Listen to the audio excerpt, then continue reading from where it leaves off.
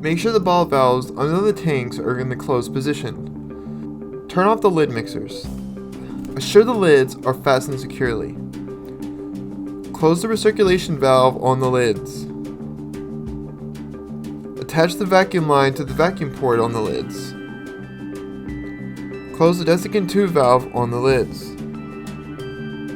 Open the ball valve on the vacuum port and proceed to pull the vacuum. Using a flashlight, shine the light through one of the viewports while observing material levels through the other viewport. If the material level approaches the top of the tank, you must open the desiccant valve to break the vacuum to avoid the material from being drawn into the vacuum hose.